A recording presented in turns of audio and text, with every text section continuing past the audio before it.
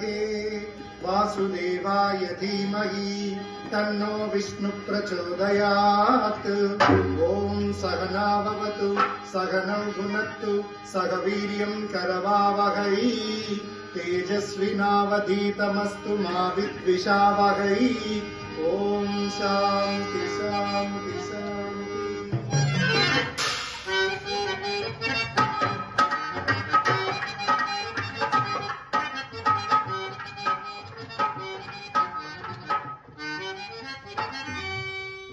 పెద్దలు, గౌరవనీయులు, కళాకారులకు, కళాభిమానులకు ఎందరో ఆశీలేని ఈ సభా సరస్వతికి మా నాటక సమాజం తరపున హృదయపూర్వక శతసహస్ర కళాభివందనాలు తెలియజేస్తున్నాను. రాజపాలెంలో గోడా సమేత శ్రీ వెంకటేశ్వర స్వామి వారి ఆలయ ప్రాంగణంలో కొట్టూరు వెంకట సుబ్బారావు గారి సారథ్యంలో సంక్రాంతిని పురస్కరించుకొని మీ అందరి వినోదార్థం ఇక్కడ ఏర్పాటు చేసినటువంటి హాస్యపద సందేశాత్మక వ్యభిచార నిర్మూలన సాంఘిక పద్య నాటకం చింతామణి. రచన మహాకవి కాళకూరి నారాయణరావు గారు. కావ్యేషు నాటకం రమ్యం అన్నారు మహాకవి కాళిదాసు గారు. దుఃఖార్తానాం శోకార్తానాం శ్రమార్తానాం తపస్వీనాం విశ్రాంతి జననం కాలే నాట్యమే తద్భవిష్యతి అన్నది నాట్యశాస్త్రం. అంటే దుఃఖంలో ఉన్నవారికి, శోకంలో ఉన్నవారికి, వివిధ పనుల్లో నిమగ్నమై ఉన్నవారికి మానసిక ప్రశాంతతను, శారీరక ఉల్లాసాన్ని కలగజేసే ప్రక్రియ నాటకం. నాటకం వినోదం, విజ్ఞానంతో పాటు సమాజాన్ని హెచ్చరిస్తూ ఏదైనా సందేశం ఉండాలి. అప్పుడే నాటకం చిరకాలం జీవిస్తుంది. In other words, drama is an education, entertainment, and it is to be played to eradicate an evil from the society. Then only the drama will survive everlastingly. మహాకవి కాళకూరి నారాయణరావు గారు వేశ్యావృత్తిని యుక్తంగా తీసుకుని ఈ నాటకాన్ని రాశారు. బాబు, వేశ్యావృత్తి తరతరాల నుండి మన సమాజాన్ని పట్టి పీడిస్తున్నటువంటి రుగ్మత. అయితే ఈ వేశ్యావృత్తి మన తాతల నాడు ఉంది, తండ్రుల నాడు, మన్నాడు, మన పిల్లల నాడు, మునిమనవల నాడు, ఇనుమనవల నాడు, ఇలా తరాలు గడిచిపోతున్న సమాజాన్ని పట్టి పీడిస్తున్నటువంటి రుగ్మత. అయితే వేశ్యా సంపర్కం వల్ల డబ్బున్న వారైతేనే, పూజా పునస్కారాలు చేసుకున్న వారైతేనే ఏ విధంగా చిన్న చూపు చూడబడతారో, వారిని ఆశ్రయించిన భార్య, పిల్లలు, తల్లి, తండ్రి ఏ విధంగా అధోగతి పాలై వీధుల పాలవుతారో సమాజాన్ని హెచ్చరించే ఉద్దేశంలో సరిగ్గా 100 సంవత్సరాల క్రితం కవిగారి నాటకాన్ని రాస్తే ప్రస్తుతం ఆర్థికంగా, సామాజికంగా దిగజారిపోవడమే కాకుండా మందు లేని జబ్బు కూడా వస్తుందని టీవీలోనూ, రేడియోలోనూ చెప్పుకునే దయనీయ దుస్థితికి మన సమాజం దిగజారిపోయింది. అంచేత విజ్ఞులు, రసజ్ఞులు, కళాకారులు, కళాభిమానులు, కళా ప్రోత్సాహకులు, రాజుపాలెం గ్రామ ప్రజలందరూ కూడా నాటకంలో మంచిని గ్రహించండి, చెడును విసర్జించండి, ఆద్యంతం నాటకం తిలకించండి, మీరందరూ ఆనందించండి, మమ్మల్ని ఆశీర్వదించండి సభికులందరికీ సవినీయంగా మనం చేస్తున్నాను. బాబు, మరొక్క మాట, నవ్వడం యోగం, నవ్వించడం భోగం, నవ్వకపోవడం ఒక రోగం అన్నారు ప్రఖ్యాత సినీ రచయిత, దర్శకులు స్వర్గీయ జంధ్యాల గారు. ఇది హాస్యపూరితమైన నాటకం కాబట్టి ఎక్కడైనా హాస్యపద సన్నివేశం వచ్చిందంటే ఆడ, మగ, చిన్న, పెద్ద తేడా లేకుండా విరగబడి నవ్వేసేయండి. అంతేకాకుండా ప్రేక్షకుల స్పందన కళాకారుడికి ఎక్కడ లేని శక్తి ఇస్తుంది. సమయానుకూలంగా మీ చప్పట్ల ద్వారా మాకు ఆ శక్తిని ప్రసాదించి తద్వారా కళామ తల్లి ఆశీస్సులు మన అందరి మీద ఉండాలని తెలియజేస్తూ రాజుపాలెం గ్రామ ప్రజలందరూ ఒక్కసారి గట్టిగా ఆ నాటకంలో వెళ్ళిపోదాం. బాబు, నాటకం గురించి కవి గారు నాంది ప్రస్తావన పద్యంలో ఈ విధంగా తన యొక్క భావాన్ని తెలియజేశారు. చక్కని శుభప్రదంగా ఉంటుంది. కళ్యాణ రాగంలో చెప్పుకుందాం. ఆర్యులారా భామలపై పసిండిపై భ్రాంతి త్యజించి, భామలపై పసిండిపై భ్రాంతి త్యజించి విశుద్ధ తత్వబోధామృతము చెలుచు సజ్జన స్తోమములం కృపాజలధి చేసి భరించు భక్త చింతామణి అయిన ఈశ్వరుండు ఉదారమతి చేర్చు మిమ్ములన్ ఆ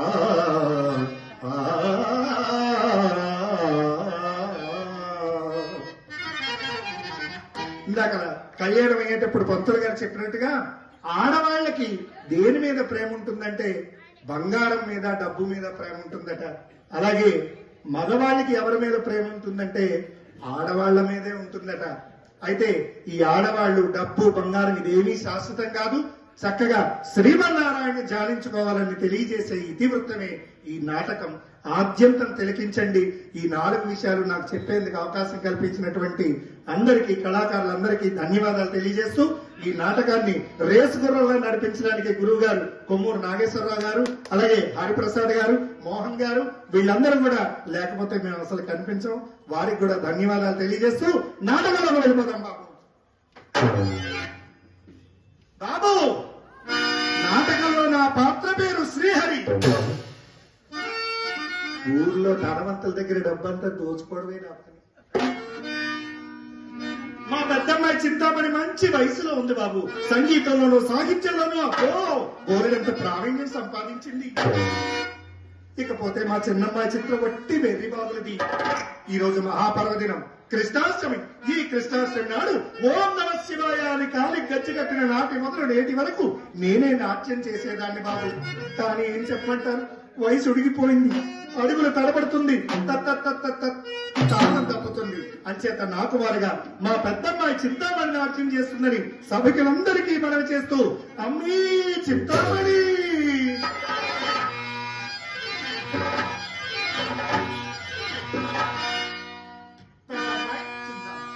చూడమ్మా, పెద్దలందరి ఆశీర్వాదం కోరుతూ నాట్యం చేయమ్మా నా బంగారు తల్లి. అలాగేనమ్మా.